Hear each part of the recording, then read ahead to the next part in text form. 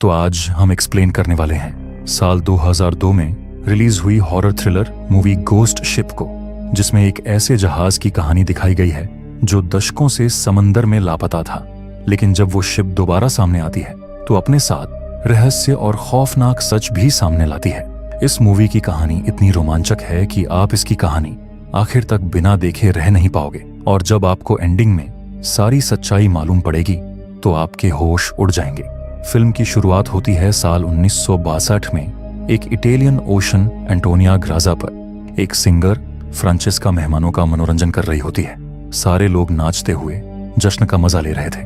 भीड़ के बीच एक छोटी लड़की केटी अकेली बैठी होती है क्योंकि उसके पास डांस करने के लिए कोई पार्टनर नहीं होता। शिप के कैप्टन की नजर उस पर पड़ती है और वह उसे डांस फ्लोर पर ले आते हैं, मगर यह पार्टी जल्दी ही एक खौफनाक घटना में बदल जाती है जब एक अनजान इंसान एक लीवर खींचता है, जिससे अचानक एक तेज धार वाली तार पर खिंचाव आता है और वो तार डांस फ्लोर पर तेजी से घूमती है। वो तार इतनी तेज धार वाली थी कि उससे सारे पैसेंजर्स और क्रू बीच से कट जाते हैं। उनके बॉडीज एक एक करके जमीन पर गिरती हैं, जिससे पूरा डांस फ्लोर खून से लथपथ हो जाता है। डांस फ्लोर पर केवल केटी जिंदा बचती है क्योंकि उसकी हाइट की वजह से वायर उसे छू नहीं पाती। वो जिस कैप्टन के साथ नाच रही थी उस कैप्टन का तो सर ही बीच से कट जाता है। ये सब देखकर केटी डर कर जोर से चिल्लाने लगती है, जिसके बाद यह सीन कट होकर 40 साल बाद फ्यूचर में जाता है, जहां हम एक सैल्वेज क्रू को देखते हैं जिसमें 6 लोग हैं जो समुद्र से एक रैंडम शिप को रेस्क्यू कर रहे होते हैं। उस टीम में मर्फी नाम का एक कैप्टन भी था, जिसके बाद इनकी टीम बड़ी मुश्किलों के बाद उस शिप को रेस्क्यू करने में सफल रहती है। इसके बाद यह ग्रुप एक पब में सेलिब्रेट करने जाता है, जहां उनकी मुलाकात उनके पुराने परिचित जैक से होती है। जैक भी मरीन बिजनेस में काम करता है। वो इन लोगों को बताता है कि उसने 1962 के एक गोस्ट शिप के बारे में सुना है। कहा जाता है कि उस शिप में कई सारा सोना मौजूद है, लेकिन वो शिप आधी सदी से गायब है। 40 साल हो गए तब से उस शिप को किसी ने भी नहीं देखा। जो भी उस शिप को ढूंढ लेगा वह उसमें मौजूद चीजों का मालिक बन सकता है। यह सुनकर इनकी टीम का इंटरेस्ट बढ़ता है और अगले दिन इनका ग्रुप उस शिप को खोजने निकल पड़ता है। कई घंटों की यात्रा के बाद वे डेस्टिनेशन पर पहुंचते हैं, लेकिन ट्रैकर उस इलाके में कोई शिप डिटेक्ट नहीं कर पाता। इसलिए ये लोग चेक करते हैं कि ट्रैकर ठीक से काम कर रहा है या नहीं, और निष्कर्ष निकालते हैं कि रिपोर्ट फेक थी। इसीलिए यह लोग वापस जाने का फैसला करते हैं। लेकिन जैसे ही वे लौटने वाले होते हैं तभी उन्हें अचानक एक मैसिव कमर्शियल शिप दिखाई देती है। उनका बोट उस शिप से टकराता है, लेकिन लकीली इंपैक्ट ज्यादा डैमेजिंग नहीं होता। फिर ये लोग उस शिप पर जाते हैं जहां जैक और एक टीम मेंबर पीछे रुकते हैं, जबकि बाकी 4 लोग शिप के अंदर जाते हैं। अंदर पहुंचने के कुछ ही सेकंड्स में ग्रुप को पैरानॉर्मल एक्टिविटीज का सामना करना पड़ता है। सबसे पहले उन्हें रैंडम नॉइज सुनाई देती है। फिर वे देखते हैं कि चीजें अंधेरे कोनों में मूव कर रही हैं। वे इसे हवा का असर मानकर इग्नोर करते हैं और आगे बढ़ते रहते हैं, लेकिन उनके पीछे स्क्रैबल खुद वेलकम अबॉर्ड के शब्द बनाता है। अपर डेक पर क्रू का एक मेंबर मुंडर अचानक एक होल में गिर जाता है, लेकिन ग्रुप की एक लड़की मोरीन उसे बचा लेती है। जैसे ही वह उसे ऊपर खींच रही होती है तभी उसे कुछ पल के लिए किसी छोटी लड़की का साया दिखाई देता है, और वो केटी थी जिसे हमने मूवी की शुरुआत में देखा था, जिससे मोरीन को यह समझने का मौका नहीं मिलता कि उसने जो देखा वह असली था या कोई वहम। यह घटना मोरीन को सोचने पर मजबूर करती है, लेकिन वो इसके बारे में किसी से बात नहीं करती। थोड़ा आगे जाकर ग्रुप को फर्श पर एक डिजिटल वॉच मिलती है, क्योंकि इस तरह की वॉचेस 1962 में नहीं हुआ करती थी, जिससे ये लोग समझ जाते हैं कि इनसे पहले भी कोई इस शिप पर आया था। तभी कैप्टन कहता है कि अब बहुत रात हो चुकी है और शिप भी बहुत बड़ा है, इसलिए सर्च अगले दिन जारी रखनी चाहिए। रात में जब मोरीन अकेली होती है, जैक उसके पास आता है। उसे महसूस होता है कि मोरीन मुंडर को बचाने के बाद से टेंशन में है। जब मोरीन उसे उस हादसे के बारे में बताती है, जिसे सुनकर जैक कुछ सेकंड के लिए चुप हो जाता है। ऐसा लगता है कि जैक कुछ जानता है, लेकिन वो इस बारे में कुछ भी नहीं कहता। इसके बजाय वह मोरीन को कुछ देर आराम करने की सलाह देता है, ये कहते हुए कि यह हेलुसिनेशन की वजह से हो रहा होगा। अगले दिन क्रू बैठकर अपनी अगली मूव प्लान करता है। वे यह पता लगाते हैं कि शिप धीरे धीरे डूब रही है क्योंकि उसके बेस को डैमेज हुआ है। वे फैसला करते हैं कि पानी में रुककर इसे ठीक करेंगे और फिर पूरे जहाज को किनारे तक लेकर जाएंगे। ज्यादा समय बर्बाद किए बिना वे अपने अपने काम में लग जाते हैं। इस दौरान मॉरीन जहाज को एक्सप्लोर करती है और स्विमिंग पूल एरिया में पहुंचती है। वह दीवारों पर बुलेट मार्क्स देखती है, जो अजीब है क्योंकि उन्हें बताया गया था कि सभी पैसेंजर्स डूबकर मरे थे। जिसके बाद मॉरीन पूल से बाहर निकलने लगती है, लेकिन तभी उसे फिर एक बार केटी का साया दिखता है। डर के मारे वो सीढ़ी से नीचे गिर जाती है और सिर पर चोट लगने से उसके सिर से खून बहने लगता है, जहां हम नोटिस करते हैं कि उसका गिरा हुआ खून स्विमिंग पूल सोख लेता है। हालांकि जब मॉरीन ऊपर देखती है तो केटी की जगह वहां अब जैक खड़ा होता है। जिसके बाद मॉरीन जैक को इस हादसे के बारे में बताते हुए चली जाती है। तभी हम देखते हैं कि स्विमिंग पूल में जो बुलेट मार्क्स थे वहां से अब खून बहने लगता है और देखते ही देखते पूरा स्विमिंग पूल खून से भर जाता है। इसके बाद जैक और मॉरीन लॉन्ड्री रूम एक्सप्लोर करते हैं, जहां उन्हें एक अनजान दरवाजा मिलता है जिसका जिक्र शिप के ब्लूप्रिंट में कहीं नहीं था। अब उस दरवाजे के पीछे का सच जानने के लिए वो दोनों उस दरवाजे को खोलते हैं तो अचानक अंदर से पानी का तेज बहाव आता है, जिसे देख ये दोनों डरकर लॉन्ड्री रूम से बाहर निकलने लगते हैं। लेकिन जिस दरवाजे से वो अंदर आए थे वो दरवाजा भी अपने आप बंद हो जाता है। अब उनके पास कोई दूसरा रास्ता नहीं बचता, इसलिए उस अनजान दरवाजे से होते हुए अंदर जाने लगते हैं। वहीं हम अब मर्फी को देखते हैं, जो जहाज के कैप्टन वाले लाउंज में पहुंचता है। उसे वहां एक खुली हुई बियर की बोतल मिलती है, लेकिन जैसे ही वो उस बियर को पीने ही वाला था कि तभी उसे शीशे में जहाज के कैप्टन का साया दिखाई देता है। डर के मारे मर्फी के हाथ से शराब का ग्लास गिरकर टूट जाता है। वो डर कर तुरंत वहां से भाग जाता है। वहीं पैरानॉर्मल एक्टिविटीज से अनजान ग्रियर अपना काम कर रहा होता है। तभी वो किसी के गाने की आवाज मोनायत सुनता है।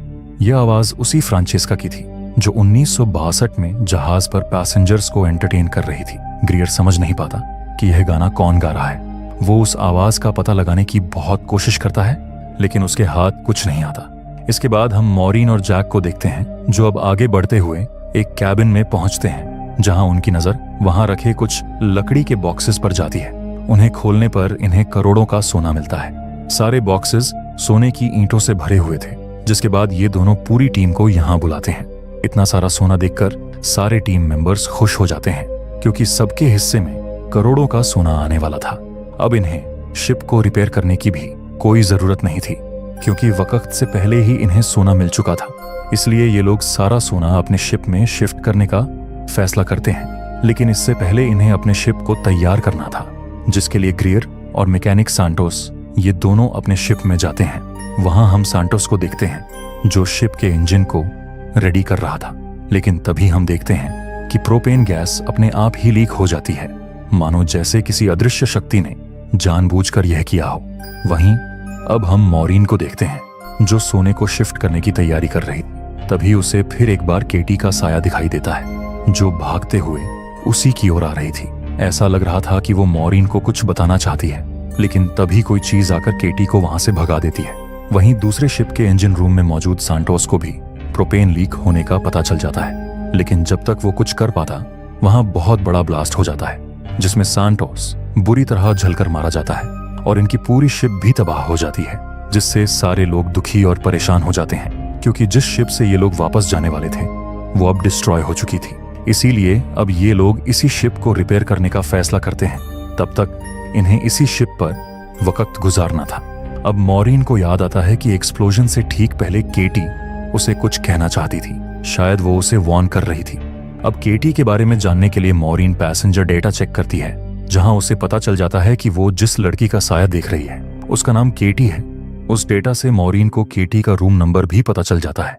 मॉरीन हिम्मत करके केटी के कमरे में जाती है, जहां अंदर जाते ही मॉरीन चिल्ला उठती है, क्योंकि वहां उसे केटी का रस्सी से लटका हुआ कंकाल मिलता है। यानी केटी ने सबकी मौत के बाद रस्सी से लटक कर खुद की भी जान ले ली थी। मॉरीन को कंकाल के गले में एक लॉकेट दिखता है, जिसमें केटी के माता पिता का फोटो था। तभी उसके सामने केटी की आत्मा आती है, जो मॉरीन से उस लॉकेट को मांगती है। मॉरीन उसे लॉकेट देने की कोशिश करती है, लेकिन वो लॉकेट उसके हाथ से आर पार निकल जाता है। वहीं हम किचन में दो लोगों को देखते हैं, जिन्हें वहां लजीज खाना मिलता है, जिसे वो मजे से खाने लगते हैं।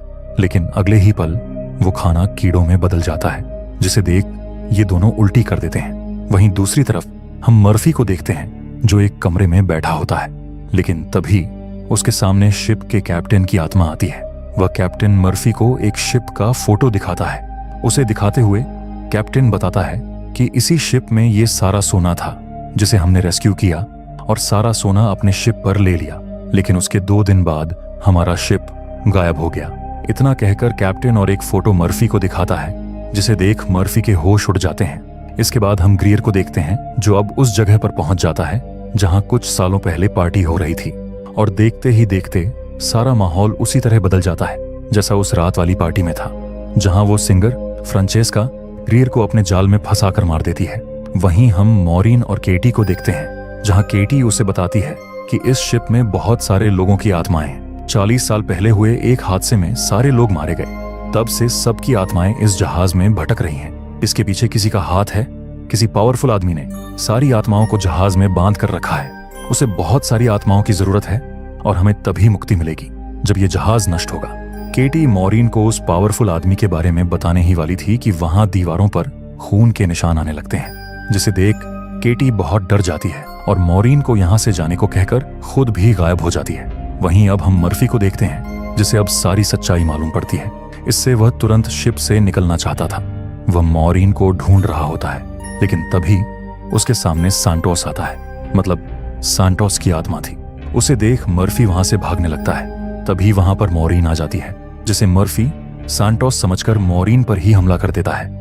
वह मॉरीन को जान से मारने ही वाला था कि पीछे से जैक आकर मर्फी को बेहोश कर देता है, जिसके बाद सारे टीम मेंबर्स मिलकर मर्फी को टैंक के अंदर बंद कर देते हैं। अब ये लोग तुरंत शिप को रिपेयर करके यहाँ से निकलना चाहते थे, क्योंकि यहाँ पर और वक्त गुजारना इनकी जान को खतरा था। जिसके बाद ये नीचे पानी में जाकर शिप को रिपेयर करने लगते हैं। अब मॉरीन ग्रियर को ढूंढने के लिए जा रही थी कि तभी उसके सामने वो केटी आ जाती है और बताती है कि ग्रियर की जान जा चुकी है। इसके बाद केटी मॉरीन को 1967 का वो पूरा विजुअल दिखाती है जब सब के सब लोग शिप में मारे गए थे, जहां मॉरीन देखती है कि सारे लोगों को अलग अलग तरीकों से मारा गया था।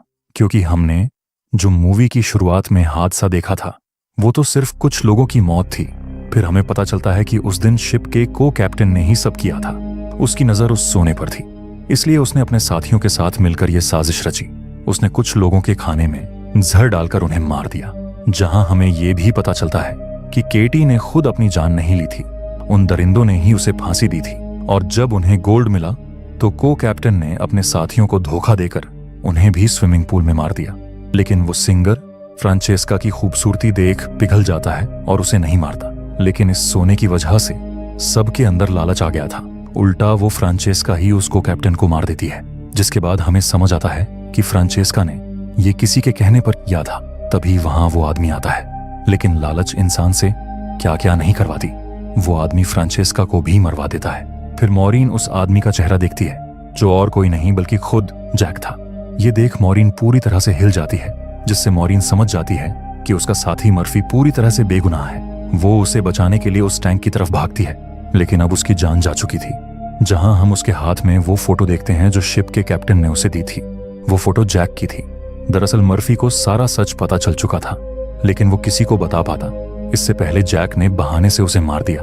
असल में जैक कोई इंसान नहीं है, बल्कि वो एक शैतानी बला है जो किसी मकसद के लिए आत्माओं को इकट्ठा कर रहा है। ऐसा हो सकता है कि वह शैतान के लिए भी काम करता हो और वो यहाँ पर इन सबको मारकर इनकी आत्माओं को भी जमा करना चाहता हो। मॉरीन अब अपने साथी डॉज से कहती है कि तुम्हें जैक पर नजर रखनी होगी। मैं अपने दूसरे साथी मंडर को ढूंढने जा रही हूँ, जो पानी के अंदर शिप रिपेयर कर रहा था। लेकिन वहां जाकर मॉरीन देखती है कि उसकी भी जान जैक ने ले ली थी। वहीं अब डॉज के पास जैक आता है और उसे मॉरीन के बारे में पूछने लगता है। लेकिन अब डॉज को भी जैक की सच्चाई पता थी, इसलिए वो डरकर जैक को गोलियों से भून देता है। डॉज उसे मरा हुआ समझकर मॉरीन के पास जाने लगता है। वहीं मॉरीन अब इस शिप को ब्लास्ट करने के लिए सारी ओर बॉम्ब लगा देती है। तभी वहां डॉज आता है और उसे बताता है कि मैंने जैक को मार दिया है। अब तुम्हें शिप को ब्लास्ट करने की कोई भी जरूरत नहीं है। अब हम दोनों इस सोने को लेकर आराम से जिंदगी बिताएंगे। लेकिन मॉरीन को कुछ अजीब लगता है। वो कहती है कि तुमने मुझसे मंडर के बारे में अभी तक क्यों नहीं पूछा कि वो जिंदा है कि नहीं। तब हमें पता चलता है कि वो डॉज के रूप में जैक था, मतलब डॉज को भी जैक ने मार दिया। इसके बाद जैक कहता है कि मैं आत्माओं को इकट्ठा करता हूँ। मैं इन आत्माओं की मदद से बहुत ज्यादा शक्तिशाली हो जाऊंगा। मेरे पास दुनिया की अनंत शक्ति होगी, जिसके लिए इस शिप का होना बहुत जरूरी है। लेकिन मॉरीन उसकी बात नहीं मानती, इसलिए जैक उस पर हमला कर देता है, जिसमें वो दोनों पानी में गिर जाते हैं और उन दोनों में हाथापाई होने लगती है। जिस दौरान मॉरीन जैक के पैर में एरो घुसा देती है और उसी एरो से रिमोट पर निशाना लगाकर एक्सप्लोजन बटन दबा देती है, जिससे शिप में बहुत बड़ा ब्लास्ट हो जाता है। खुद की जान बचाकर मॉरीन शिप से बाहर कूद जाती है, लेकिन मॉरीन शिप के कुछ हिस्सों में अटक जाती है। तभी केटी आकर उसे बाहर निकलने का रास्ता दिखाती है। इसके बाद मॉरीन वहां से निकलने लगती है, जिस दौरान वो देखती है कि शिप में मौजूद सारी आत्माएं मुक्त हो चुकी थीं। दरअसल सारी आत्माएं जैक की गुलाम थीं। उसने सबके हाथों में कुछ जादुई निशान बनाए थे, जिससे सबकी आत्माएं जैक के काबू में थीं। लेकिन केटी की आत्मा एक पवित्र आत्मा थी।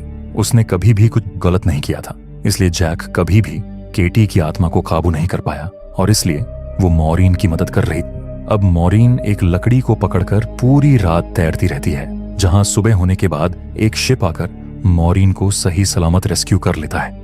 इसके बाद उसे एक एम्बुलेंस में डालकर हॉस्पिटल भेजा जाता है, जिस दौरान मॉरीन देखती है कि जैक अभी भी जिंदा है और वो अब उस सोने को दूसरी शिप में शिफ्ट करवा रहा है, ताकि वो उस सोने के लालच में और लोगों को अपने जाल में फंसा सके।